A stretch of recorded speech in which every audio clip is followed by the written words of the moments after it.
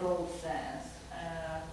I mean, what is the specificity of geography here in this Cold War science? I think it is slipping something, and that's why maybe also you have this problem of integrating the Frankfurt School and all these RAND corporation-sponsored projects, and then embedding the geography within it. I think that you are trying to use a theoretical framework, but somehow this geographical thing, I mean, it's slipping somehow between these. Of course, you can make a case about it, mathematization of science in general, but then what is the specificity of the geography here? I don't understand. Just a minute. Do we have any other questions? Okay. Yes, so we can have. Maybe going in the direction of what Jana is saying. The concept of the floating signifier is somehow missing, in a sense that you show how there is a block of something traveling across the ocean in both directions, but of course meanings change in such processes, and maybe the quality of sound has impeded me to get the information, but I had the feeling that this change process was not highlighted. In a sense, how is spatial planning transformed by different concepts in which it enters?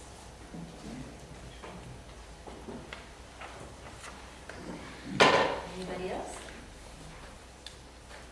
Okay, we have 5 minutes. Okay, just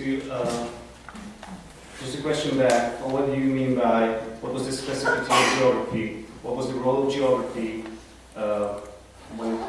How geography changed in terms of mathematization, or what do you mean by the specificity of geography? Just to get your... I mean, I am asking you what is the specific of geography here, because I have this impression that one can use this very broad literature about Cold War science. Of course, everything leads to mathematization, to economics, and even social sciences, as we see this big science data. But then, what is the specific of geography? I didn't see this link. Okay, so there was a general process, and what was different in geography? Yeah. You have to just and then one additional question Okay. to the same problem. That it's a pragmatic observation that in the 90s and after 2000, a number of doctoral schools of regional studies emerged.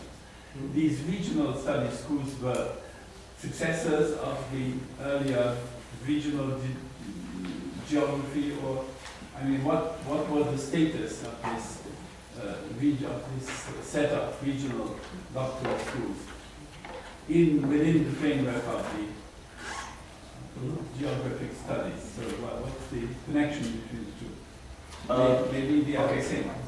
Okay, just first answering this question.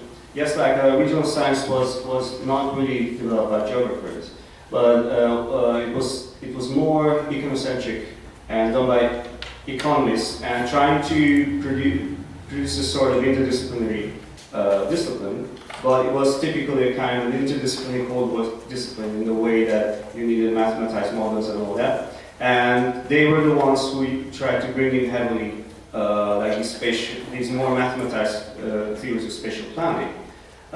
Geographers were pretty much lobbying hard. They were on the lower end of the hierarchy.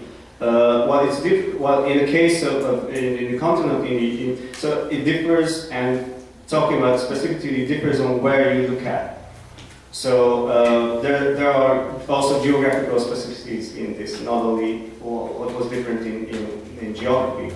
In the case of US, geography wasn't that strong actually. In the case of like Germany or France or elsewhere in Europe, geography was very strong. But for example, this communist takeover in our case, Ferias talked about Hungary, it was then delegitimated. And that's why they also were at the lower end of the hierarchy, so they had to lobby hard for developing this kind of new Cold War science. But in America, this kind of lobbying was quite successful. So they tried to join forces with regional scientists, although they weren't the same as regional scientists, and regional geography had no part of it. Regional geography was actually labeled as the the old guard, or the old geographers who weren't actually doing the things that we were doing in this Cold War science. So what was the specificity of geography in this case? Well, as I said, it depends on which geographical context you're looking at.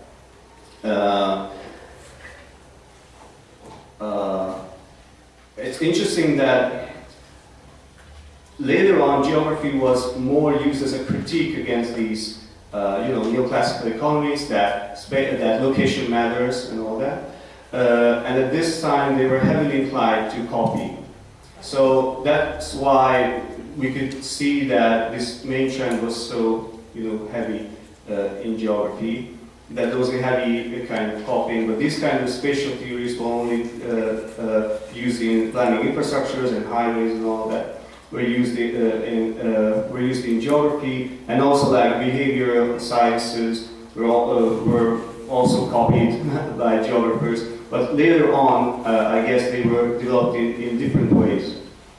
So, what was the specificity of geography in this case? I think that, that's a complicated question. I'm shifting in my head to different contexts from which story to tell. So, I don't know, I might get mixed up in that. Because in this case, I really try to focus on similarities of this main trend, so that's why it didn't come up. So, what about the floating signifier? So, change. I did not focus on, as I understood, did not focus on what actually changed. Okay?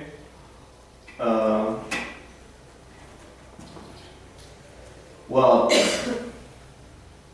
if I go back over here, well, this is something that I would really like to develop in my research, but it's not yet that developed. I'm still reading into this because it's very interesting how this whole debate between reform economics, this whole debate between, that started from the 1930s between Soviet and Western scientists and largely economists, and then what reform economists were talking about when trying to construct these semi-capitalist kind of reforms in Hungary that led to the new economic mechanism.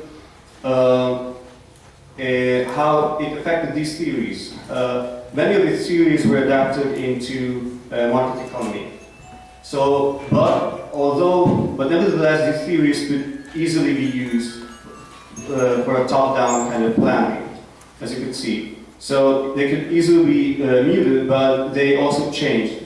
Now, I would have to go into mathematics to explain how they actually changed, how you have to deal differently with these kind of theories to adapt it in a planning economy or adapt it in a market economy. But that was also a problem in this theory. So that was, I think, a change in the way that they tried to use these theories. They used different kind of parameters they emphasize different parameters to do the planning.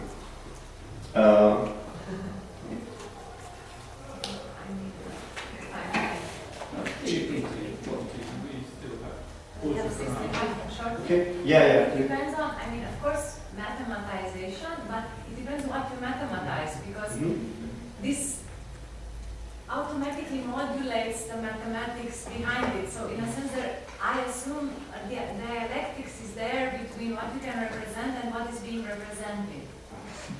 And even if something is called, I don't know, a map of China, or a global map or a Peters projection, there are differences between these things. And this is because the way you map and what you do, there is always a dialectic process involved. And that I would have found interesting to see. And another comment which is new would be that, but it's connected, every discursive environment has its conditions of possibility, which enables you to do or say certain things, even in mathematical jargon. And this has something to do with what a floating signifier can do when it moves. And that's what would be interesting if you really want to look at a global perspective. Then you will have to look at the different discursive enabling possibilities for formulas to travel. And I think that this is the strength of what your research can do.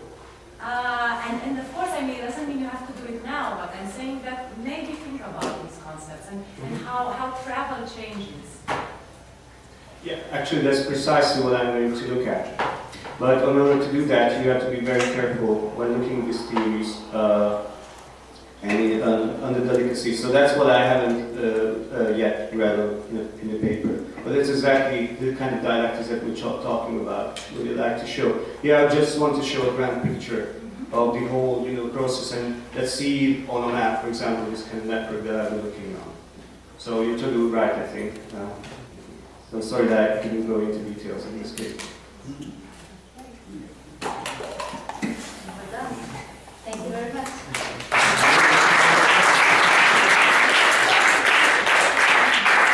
Now we have a few minutes and dinner, right, Victor? At 7? Well, dinner is ready in 10 minutes.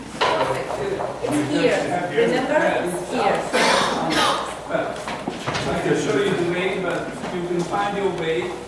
If you are looking for the tower building, last floor, 10th floor, tower building. Next slide, but well, you have to use the necessary corridors and so. This building, Victor, right? These elevators, for example? No, not this one. We have to move over to the tower building, the next building, modern building. Best of luck to you. Let's go together. Let's really should go together.